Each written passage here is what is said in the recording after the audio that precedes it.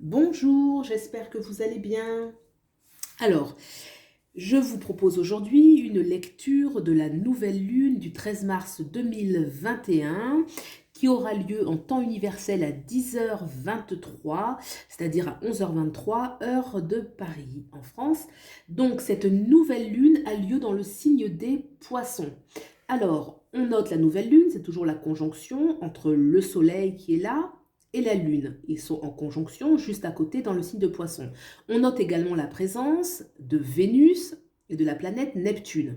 Alors, on va voir ensemble comment cela interagit dans notre vie. Quels sont les effets planétaires sur notre psyché, sur notre psychologie, dans notre vie concrètement. Tout d'abord, quel est l'archétype principal des poissons? Le poisson nous parle toujours de sensibilité, d'émotivité, d'intuition. Le poisson, c'est un signe mutable qui va nous parler d'une certaine ouverture spirituelle, de sentiments qui peuvent être élevés, de notions d'amour, de service à l'autre. Le poisson est un signe souvent dévoué aux autres. Donc ça, c'est un petit peu l'archétype principal pour nous donner un petit peu l'ambiance dans laquelle ces quatre planètes sont. Alors, on a Vénus. Il faut savoir que Vénus est exaltée dans le signe des Poissons. Ça veut dire que c'est le signe dans lequel elle se trouve le mieux. C'est son signe préféré. C'est là qu'elle va pouvoir manifester vraiment tout son potentiel.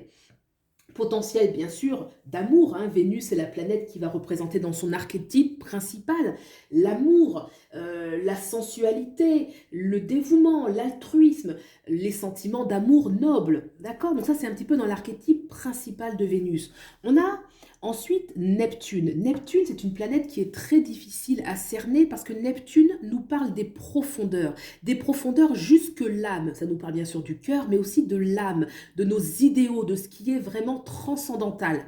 Donc là, on se retrouve avec une Vénus qui est très sentimentale, avec l'idéalisme, donc la conjonction.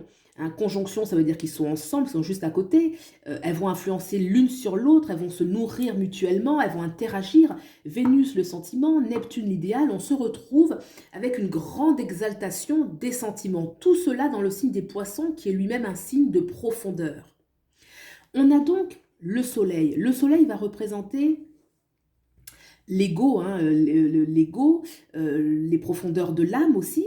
Donc le soleil, lui, est profondément affecté par ce jeu qu'il y a, cette rencontre qu'il y a entre Vénus et Neptune. Le soleil, là, qui va représenter ce que l'on vit actuellement, est profondément touché par les préoccupations, les revendications de Vénus, qui veut absolument que l'amour soit au cœur, on va dire un petit peu, des préoccupations. Donc là, cette nouvelle lune va forcément nous impacter dans le domaine sentimental. Sentimental, on va vraiment mettre un S majuscule parce que ça va nous parler bien sûr de notre relation déjà à l'amour, l'amour vis-à-vis de soi. On a le soleil c'est l'ego, l'amour vis-à-vis de soi, mais aussi l'amour vis-à-vis des autres, l'amour aussi que les autres nous donnent. C'est vraiment sentimental, très global. On a également la lune nous parle toujours de l'intériorité, de nos émotions. Donc là, on a tout cet amas planétaire qui vraiment va mettre l'amour avec un grand A sur le premier plan. Ça va être, c'est fort en fait, ces quatre planètes-là. Elles sont très très fortes et on est vraiment amené à mettre ces préoccupations-là au premier plan. On veut aimer, on veut comprendre notre façon d'aimer, c'est au cœur de nos préoccupations.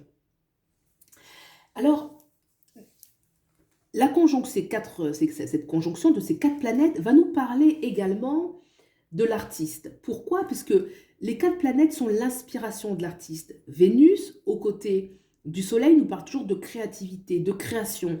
Avec Neptune et la Lune, on est vraiment là dans l'inspiration profonde, les profondeurs de l'artiste. Donc l'artiste, bien sûr, on va parler du romancier, du poète, des chansons, de la musique, que sais-je, tous les différents arts qui vont toujours puiser dans une sorte de profondeur un petit peu mystique. Donc là, ça nous parle vraiment, pour ceux et celles qui sont dans le domaine artistique, c'est une période très favorable pour mettre en place des choses ou pour initialiser des nouveaux projets. Alors bien sûr, cette grande créativité, là je vous ai parlé de grands artistes, mais on peut l'amener dans son quotidien et comprendre que c'est une énergie propice à la créativité dans sa propre vie, notamment par la recherche de l'harmonie dans l'amour. où on va être vraiment préoccupé pour amener plus de profondeur dans ce domaine-là, d'être plus en face avec la grandeur de ses propres sentiments. Alors là, on a vu un petit peu l'aspect positif et qui est de taille, hein. C'est vraiment une très belle nouvelle lune qui se présente, qui se propose à nous. On doit quand même, néanmoins, chaque planète va contenir un aspect dit positif, lumineux, et un autre un peu moins positif, plus négatif, un petit peu plus sombre. La planète de Neptune, qui est donc une planète très difficile à cerner, puisque elle incarne les profondeurs de la mer. C'est un petit peu l'archétype de Poséidon dans la mythologie. Donc ce sont des profondeurs qu'on ne perçoit pas, dont on n'est pas conscient. L'excès de Neptune peut amener, donc l'excès d'idéalisme peut nous porter, dans certains cas un petit peu extrêmes, dans une forme de fantasme sur le plan donc sentimental. On l'a vu que c'était vraiment l'amour qui était avec Vénus qui est au premier plan. Donc une sorte de fantasme, peut-être même d'illusion. Donc il y a un petit peu une mise en garde en vous disant, attention, hein, on a le soleil et la lune qui vont nous parler vraiment à la fois de l'ego et de notre monde intérieur émotionnel. Attention de ne pas s'emballer, de ne pas aller dans des excès de sentimentalité qui peuvent nous amener en fait dans une certaine illusion, dans le sens où pour Neptune, Neptune, lui, ainsi que Neptune est très connecté sur le plan souterrain. Ça veut dire qu'on peut avoir des liens d'âme profonds avec quelqu'un, on peut même des fois ne pas avoir une relation très concrète, mais être exalté par les sentiments. Et là, on nous dit, il y a peut-être une mise en garde en disant, attention, parce qu'il faut rester quand même dans le réel, hein, prendre garde à ce que l'on vit doit être bien aligné avec la réalité. C'est une petite mise en garde avec Neptune qui va toujours, c'est une planète de dissolution, qui va toujours nous amener vers des profondeurs qui nous dépassent. D'accord? Alors, on a également, en sextile, on a la planète Pluton qui est en Capricorne. Vous voyez, le sextile ici en vert. Donc, ça va nous parler quand même avec ce sextile d'une certaine... Pluton, c'est une planète, là, pour le coup, qui est très... radicale. Voilà, moi je dirais que son archétype un petit peu, c'est qu'elle est radicale, qu'elle tranche, qu'elle regarde dans la loupe les yeux froids, le mental froid, où on veut vraiment comprendre les choses pour les transformer. Le fait qu'elle soit en sextile avec cet amas planétaire nous indique qu'il y a quand même une part de nous, et c'est justement un petit bémol, qui va regarder, Pluton, il regarde de près les choses pour les transformer. Donc la préoccupation sur le plan sentimental peut être quand même forte, ou Pluton peut aussi réajuster, il y a une invitation en tout cas, hein, une invitation à réajuster éventuellement la façon dont on aime, la façon dont on envisage l'amour, parce que là, c'est pas seulement comment on aime, c'est aussi comment on pense l'amour, comment on vibre l'amour. Il y a une façon un petit peu de regarder ça de près et éventuellement de le transformer. D'accord? Donc, ce que je peux vous dire de plus, on remarque également que pour cette nouvelle lune, on a Mars, la planète Mars qui se trouve en Gémeaux. Alors, le Gémeaux nous parle, bien évidemment, le Gémeaux, ça va être la communication, la parole. Mars est une, donc là c'est le signe, Mars est une planète bien sûr qui entreprend, qui ose, qui est téméraire, qui est un petit peu le chevalier, hein, qui est le chevalier dans notre vie, qui nous fait prendre de l'avant. Le fait qu'il soit dans le milieu de la parole, dans la communication, hein, dans l'archétype de la communication, nous indique peut-être que ce Mars va vouloir s'exprimer, donner son point de vue, dire ce qui lui plaît, ce qui lui plaît pas. D'accord? Dans le domaine, pour l'instant, dans Gémeaux, qui n'est pas forcément concret, qui peut l'être. C'est quand même une planète concrète, mais elle est avant tout dans la communication. Le fait que, alors il n'y a pas de carré avec le poisson, mais le signe des Gémeaux est naturellement en carré avec le poisson. Ce qui veut dire aussi qu'il peut y avoir une affirmation par ce Mars qui ose s'exprimer de ce que l'on veut sur le plan sentimental, de ce que l'on ne veut pas, de ce qui pour nous est important. D'accord? Alors, ça, c'est au niveau individuel. D'un point de vue collectif, qu'est-ce que moi, je verrais avec cette nouvelle lune?